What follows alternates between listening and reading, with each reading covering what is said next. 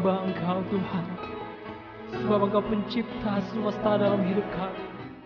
Kiranya kemuliaan bagi nama-Mu Tuhan, Engkau yang bertata. Bukan melawan manusia, bukan melawan pemerintah, bukan membeli roti 200 dinar dan memberi makan.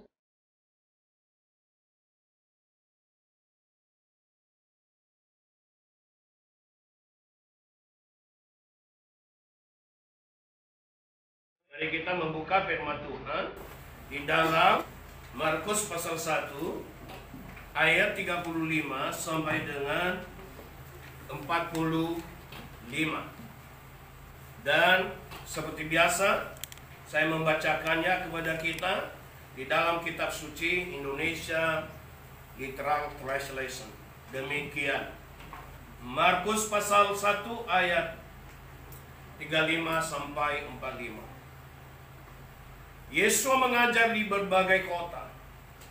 Dan pagi-pagi benar selagi masih gelap, setelah bangun, dia keluar dan pergi ke tempat yang sunyi, dan di sana dia berdoa. Dan Simon serta orang-orang yang bersamanya mencari dia.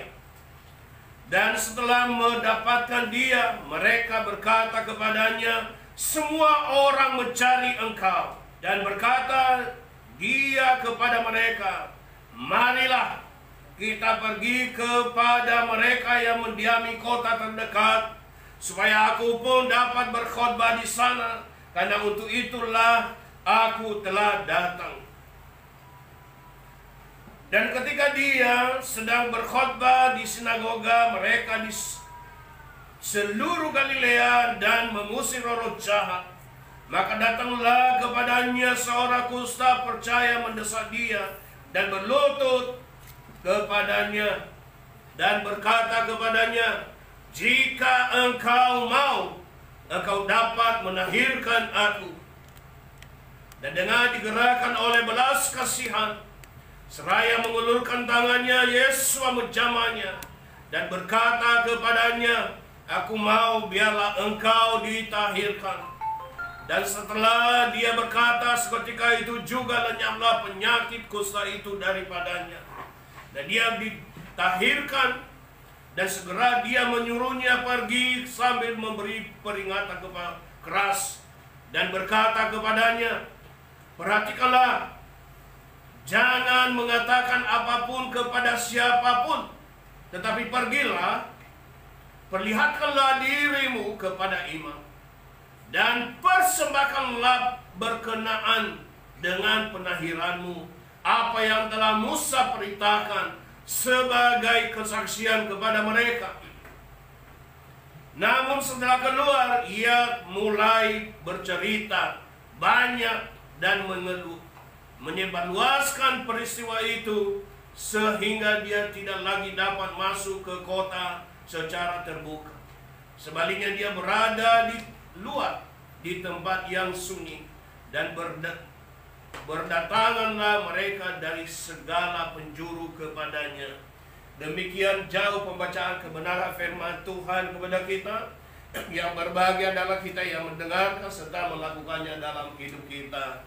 Haleluya. Dan pada saat ini tema kita adalah belajar mengikuti teladan Tuhan Yesus. Belajar mengikuti teladan daripada Adonai Yeshua HaMashiach.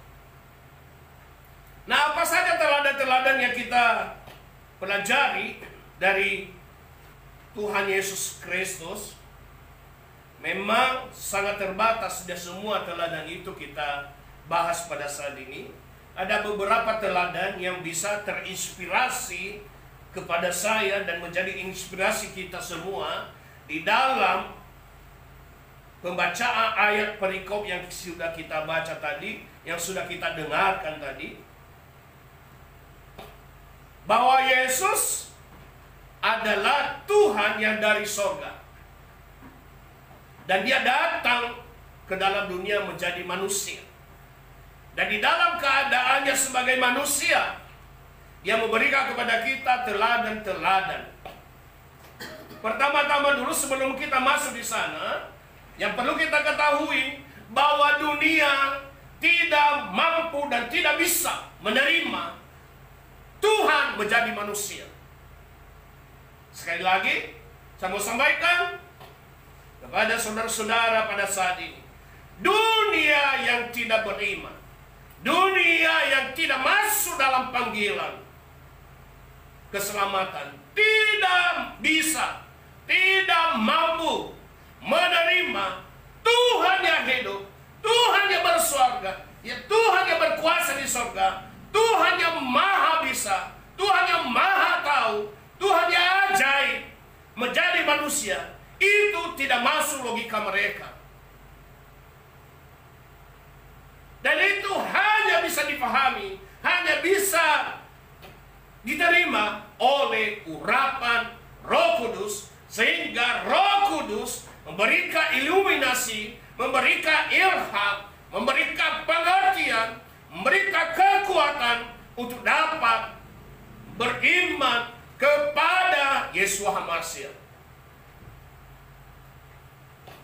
Makanya banyak orang yang menentang sekarang ini di media-media, baik yang langsung maupun yang tidak langsung. Bagaimana sih orang Kristen itu bisa menerima, mengaku Yesus Tuhan, padahal dia sendiri itu menurut mereka tidak pernah mengakui dia Tuhan. Yesus tidak perlu dia mengakui Tuhan. Yang mengakui dia Tuhan adalah manusia. Yang perlu mengakui dia Tuhan adalah manusia. Karena saudara percaya atau tidak percaya, mengakui atau tidak mengakui, saya katakan kepada saudara, Yesus adalah Tuhan. Yesus Tuhan itu bukan oleh karena percaya kita, bukan karena diimani oleh orang Kristen, bukan karena seluruh dunia meyakini Yesus Tuhan maka dia jadi Tuhan. Saudara percaya atau tidak percaya, bahkan saudara seluruh dunia, seluruh orang Kristen, seluruh agama-agama manapun, seluruh dunia tidak mengaku Yesus Tuhan, dia adalah tetap Tuhan. Amin. Jadi Yesus jadi Tuhan bukan karena orang Kristen, tapi justru kita jadi Kristen oleh karena Yesus adalah Tuhan, telah memanggil kita untuk menjadi pengikutnya, untuk masuk dalam hadiratnya, untuk masuk dalam rencana keselamatan, untuk masuk dalam kerajaan sorga. Itu sebabnya kita disebut sebagai orang Kristen. Artinya Kristen adalah pengikut Kristus. Makanya saudara jangan bermain-main dengan iman saudara. Ada itu apologet, abal-abal di dalam dunia mesos ini, sampai dia disebutkan namanya bolo-bolo, bili-bili, bolo-bolo. Apologet, saya tantang dia, tantang untuk berdebat dengan saya pakai bahasa Ibrani. Dan tahu apa yang terjadi? Itu hampir 500 orang memberikan dukungan. Dan lari dia, lari. Saya sudah bosan dengan perkataan-perkataan, penentangan-penentangan tentang Yesus. Tapi ajaibnya Yesus itu tidak pernah bosan. Disuruh dia bilang begini, berbahagialah kamu, ya, jika karena namaku kamu dihina, dicaci. Bahkan namaku saja dicaci. Bukan saja cuma orang dunia sekarang, orang Yahudi sekalipun, orang Romawi sekalipun juga telah meludahinya, telah mencambuknya, telah menyeretnya, telah mencaci makinya. Dia tetap Tuhan.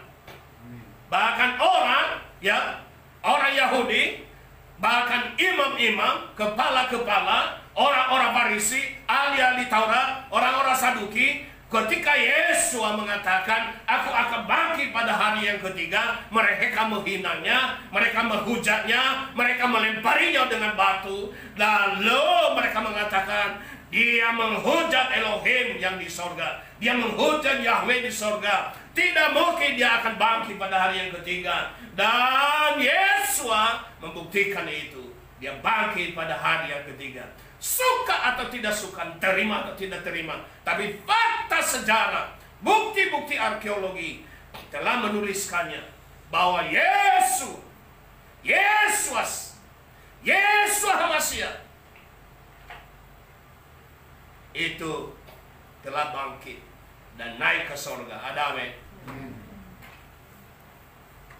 Dan salah satu teladan yang kita lakukan, yang kita buat adalah di atas ini. Dan pagi-pagi benar selagi masih gelap. Saudara-saudara, teladan yang pertama yang boleh kita lakukan adalah Tuhan Yesus menyatukan antara perkataan dan perbuatan. Jadi Yesua tidak cuma berkata saja, tetapi dia juga melakukan. Makanya kita sebagai pengikutnya, sebagai orang percaya kepadanya, jangan cuma berkata-kata, jangan cuma konsep, tapi lakukan juga perbuatan itu. Kalau Alkitab sudah mengajarkan itu, kalau kitab suci sudah mengajarkan itu, kalau Ibri Hadasa sudah mengajarkan itu kepada kita, maka lakukan itu. Jadi bukan cuma konsep, bukan cuma perkataan. Dia melakukan. Apa yang dilakukan pertama? Pagi-pagi buta, pagi-pagi benar, itu masih gelap. Dia bangun sebagai manusia dan dia pergi ke tempat sunyi. Apa yang dilakukannya Bapak Ibu? Dia berdoa. Kok Tuhan berdoa? Ini juga tidak bisa masuk akal. Kok Tuhan berdoa? Kalau dia Tuhan berdoa, kepada Tuhan siapa dia berdoa? Berarti dia bukan Tuhan. Mereka tidak paham bahwa Yesua di dalam dirinya sebagai Tuhan, dia adalah manusia ilahi. Dan mereka berpikir, orang-orang yang tidak beriman berpikir bahwa Yesua berdoa itu membuktikan dia bukan Tuhan. Saudara, saya mau jelaskan kepada saudara, justru itu membuktikan dia Tuhan. Itu membuktikan dia Tuhan. Dia menyatukan ya perkataan dengan perbuatan. Lalu kenapa dia melakukan itu untuk dirinya? Bukan. Yesua melakukan itu. Yesus melakukan itu. Dia berdoa. Segala sesuatu yang dilakukan oleh Yesua bukan untuk dirinya. Bukan untuk dirinya. Tapi untuk siapa Bapak Pendeta? Untuk kita. Amin. Untuk orang yang ada di dunia ini, supaya orang-orang yang ada di dunia mengikuti teladannya, supaya orang-orang di dunia ini mengikuti caranya. Dia memberikan kepada kita contoh. Dia bukan cuma berkata-kata, hai pendeta Apollo berdoa, hai orang-orang Kristen berdoa, hai orang dunia berdoa. Tidak, saudara. Dia berikan contoh. Ini loh caranya kalau berdoa, kalau engkau menghadapi pergumulan, kalau engkau menghadapi persoalan, kalau menghadapi percobaan, engkau menghadapi tantangan, mari berdoa. Dia pergi berdoa. Nggak perlu memperlamikan. Oh, jadwal begini, jam sekian, hitung-hitung. 5 kali sehari seperti Abraham. Tidak, 7 kali sehari. Bahkan setiap detik Yesua memberi teladan kepada kita untuk berdoa. Jadi dia memberikan contoh kepada kita untuk berdoa. Jadi kita ke gereja, kita beribadah jangan cuma karena tradisi. Jangan merasa tidak enak, ini hari Minggu kita harus beribadah. Jangan seperti itu. Tapi memang benar-benar sama seperti ketika kita lapar. Yang kita butuh apa? Makan. Karena firman adalah makanan rohani. Itu makanya Adonai Yesus mengatakan kepada iblis, pada waktu iblis mencobai dia bilang begini, ketika Yesua berdoa dan berpuasa selama 40 hari 40 malam, dia sudah lapar sebagai manusia biasa, sudah lapar, membuktikan. Lalu iblis mengatakan, kalau engkau adalah putra Elohim, kalau engkau adalah Mesias, kalau engkau adalah Hamasya, ini ada batu, jadikanlah batu ini jadi roti. Udah beberapa kali saya tanyakan ini kepada jemaat. Kira-kira Yesua bisa melakukan itu enggak? Bisa dia jadikan batu itu jadi roti? Bisa. Tidak ada yang mustahil bagi dia. Bisa, dia adalah Tuhan. Bahkan dari yang tidak ada menjadi ada, seperti minggu lalu saya jelaskan bahwa pertama-tama Elohim itu menciptakan alam semesta dengan satu kata bara. Makanya di kalimat pertama ini saya bilang sama saudara, ya, jangan cuma hafal-hafal ayat Alkitab. Saudara harus bisa menulis, membaca dan mengerti, memahami. Makanya Kejadian pasal 1 ayat 1 dikatakan apa? Beresit bara Elohim da samai wa et haaret tohu babahu merakebe alpana ruah hakodes. Ya. Lalu di situ dikatakan apa? Bara.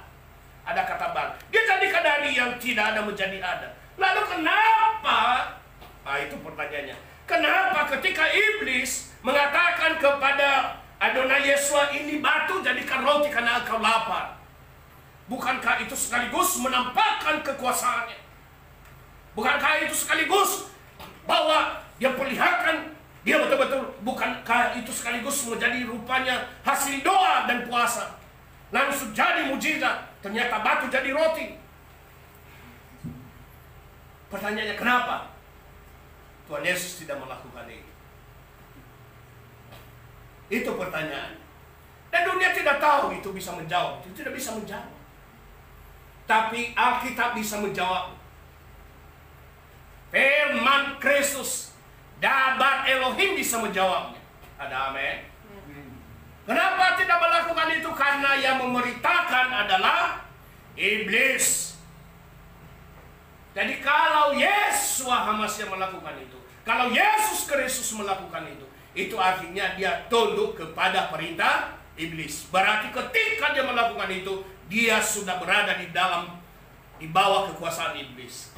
Jadi saudara-saudara, kalau ada tantangan yang kita hadapi dalam kepepet, dalam keadaan kondisi kita butuh, dan memang itu satu-satunya caranya, jangan tunduk kepada kuasa iblis. Jangan ikuti perintah iblis.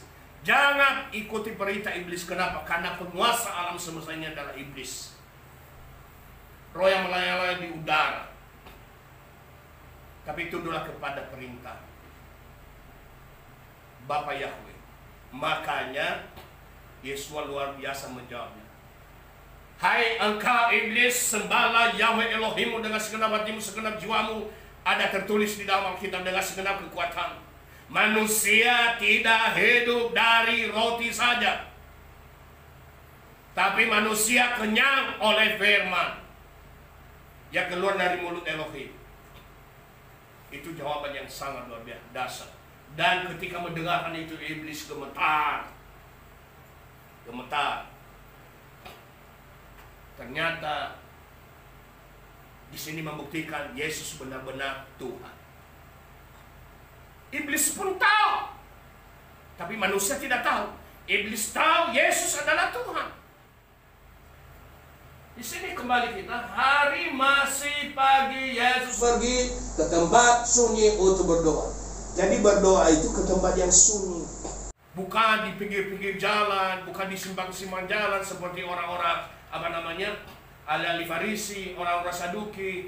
Mereka memakai jubah putih, ya kan? Orang-orang Farisi itu, ya, orang-orang Saduki itu, ahli Taurat itu pakai jubah putih, pergi ke simpang-simpang, pergi ke pasar-pasar dengan kantong-kantong yang besar.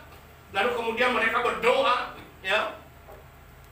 Mereka berdoa di pasar itu, mengucapkan Shalom Alaihim, ya kan? Mereka mengucapkan itu, Shalom Alaihim. Engkau diberkati. Itu bahasa-bahasa mereka begitu di pasar-pasar. Tapi isi kantong-kantong mereka di dalam jubah putih itu adalah rampasan dari pasar itu. Jadi Yesus melakukan contoh teladan yang benar, tidak melakukan hal yang sedemikian. Dia memberikan contoh yang benar. Dia bersembunyi untuk berdoa supaya tidak sama seperti dunia. Ada amin? Jadi kita nggak boleh sama dengan dunia ini. Hidup kita ini adalah doa.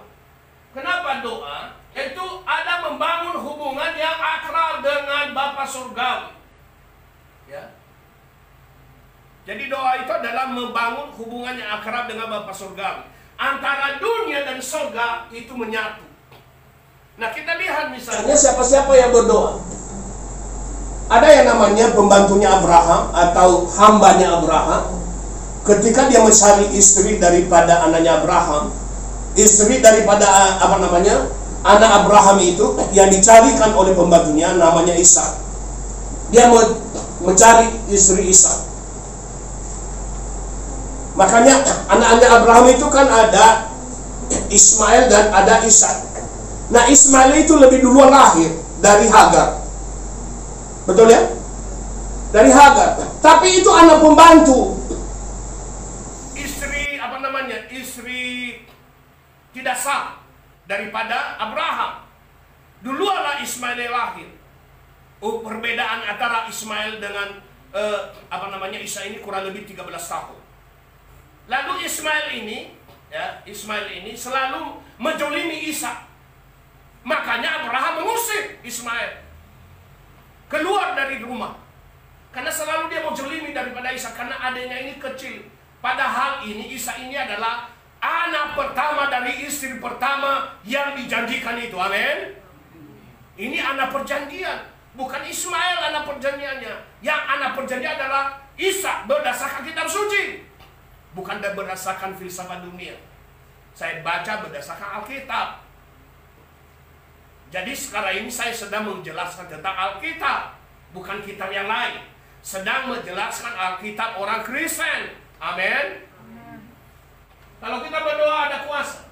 Yakobus 5 ayat 15 dikatakan, dan doa iman akan menyembuhkan yang sakit itu, dan Yahweh akan membangunkan dia, dan jika dia telah melakukan dosa, hal itu akan diampunkan kepadanya. Akuilah kesalahan seorang terhadap yang lain, dan saling mendoakanlah seorang terhadap yang lain, supaya kamu dapat disembuhkan. Doa yang benar ketika bekerja memiliki kekuatan yang besar. Sekarang yang kedua adalah Tuhan Yesus memperhatikan kebutuhan jasmani dan rohani. Mari kita lihat itu. Apa itu? Dia memperhatikan kebutuhan jasmani dan rohani. Kita perlu kuasa dan kekuatan, karena perjuangan kita bukanlah melawan darah dan daging, saudara. Perjuangan kita sekarang ini bukan melawan darah dan daging, bukan melawan manusia, bukan melawan pemerintah, bukan melawan aparat keamanan, bukan melawan dokter, bukan melawan siapapun, bukan. Lawan kita itu adalah roh yang melayang-layang di udara. Kenapa? Karena ada roh kuasa gelap yang melayang-layang di udara. Amin. Makanya ketika kita ibadah, kita harus fokus. Kita harus fokus mendengarkan kebenaran firman Tuhan dengan sungguh-sungguh. Karena kalau nggak lewat satu, habis lewat. Dan yang diberkati adalah saya pribadi. Amin. Kita lihat dulu. Tuhan Yesus membawa suasana surga ke dunia. Itu sebabnya doa Bapa kami, Abeno sebasamayim yikada semecha tabomal kutecha yeasare sonecha. Dia menyatakan Bapa kami yang di sorga, datanglah kerajaanmu, jadilah kehendakmu di bumi seperti yang di sorga. Dia menarik kerajaan sorga ke dalam dunia. Di mana ada Yesus, di mana ada Yesua, di situ ada sorga. Dia ada di situ. Jadi seharusnya hidup kita hari lepas hari itu harus berada dalam keadaan suasana sorga.